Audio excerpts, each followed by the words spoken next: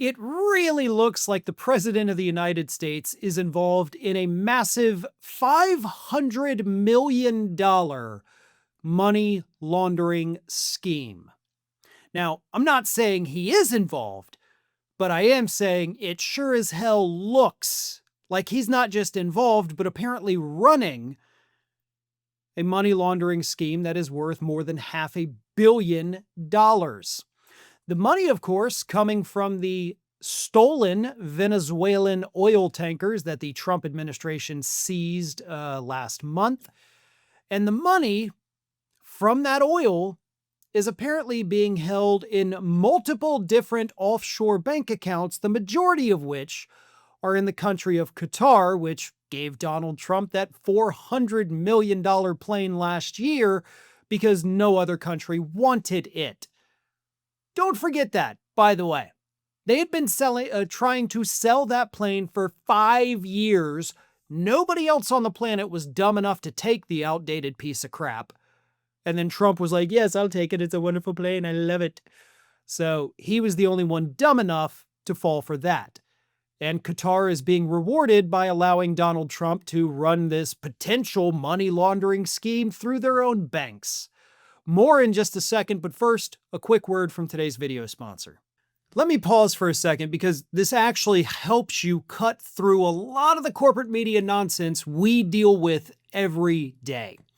One of the biggest problems with political media isn't just bias. It's that the same stories get framed completely differently depending on who owns the outlet and what narrative they're pushing. Ground News is a website and app that makes that really easy to see. It pulls together coverage of the same story from across the political spectrum and shows you visually who's covering it, how those outlets lean politically, how reliable they are, and who owns them. What I personally find most useful is being able to compare headlines side by side. You're looking at the same underlying facts, but you can immediately see how different outlets emphasize different narratives and how corporate incentives shape that coverage. Ground News also has a blind spot feed, which highlights important stories that are being underreported by one side of the political spectrum. A lot of issues never break through simply because they don't fit a preferred narrative, and this helps expose that. You can also personalize your feed by interest so you're not just fed whatever outrage story is trending that day. If you want to check it out, go to ground.news/Farron or scan my QR code. Using my link gets you 40% off the Ground News Vantage plan, and you can also gift a subscription directly through Ground News. I genuinely recommend it if you want to stay informed without being steered by corporate media framing. So according to reports, the sale of the oil from the first tanker that was seized came to $500 million. And as the reports point out, that money is being held in multiple bank accounts, the biggest of which is in Qatar. Revenue from the oil sales is currently being held in bank accounts controlled by the U.S. government, as indicated in Friday's order from the administration, according to the administration official. The main account, according to a second senior administration official, is located in Qatar. The second official described Qatar as a neutral location where money can flow freely with U.S. approval and without risk of seizure. Trump's order noted that at least some of the revenue would be held in U.S. Treasury accounts. Okay, so some of the money is held in U.S. Treasury accounts controlled by the U.S. government. The rest is in a bank where nobody else can seize it, controlled by whom? Donald Trump himself? The Trump Organization? Eric and Don Jr.?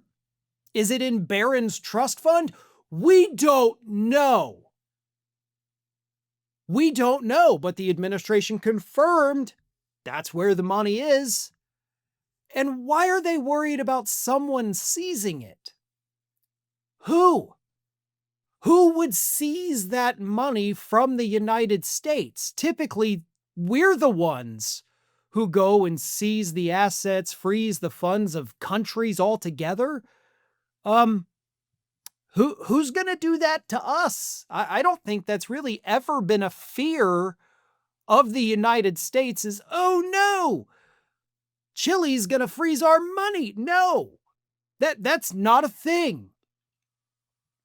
But if he were holding it himself, it's his account, then yeah, foreign government absolutely could do that. This is bad, folks. Like, I can't underscore that enough. I wish I had more adjectives to describe it. But the way we know this is happening, again, I'm not saying it is money laundering, but I am saying that when you launder money, you do literally the exact same thing that these people are doing right now, that Donald Trump himself is doing via an order Trump himself signed. This reeks of money laundering. This is textbook money laundering. Maybe it's legit. I don't know. We don't have access to the accounts. You can't see the accounts. Nobody can see the accounts. But even Democratic Senator Elizabeth Warren has pointed out, yeah, kind of sounds like money laundering to me. Here's what she said. There is no basis in law for a president to set up an offshore account that he controls so that he can easily sell assets seized by the American military. That is precisely a move that a corrupt politician would be attracted to. And she's absolutely right. I mean, these are the kinds of things we report on that other dictators did, or authoritarian leaders, or kings of other countries do. This is not something that the President of the United States does, but it damn sure sounds like just another thing to add for when the Democrats finally get around, when they get the numbers, to impeaching the guy for a third time. Thanks for watching, and if you are not already subscribed to the channel, please do so, and do not forget to like and comment and share widely among your friends.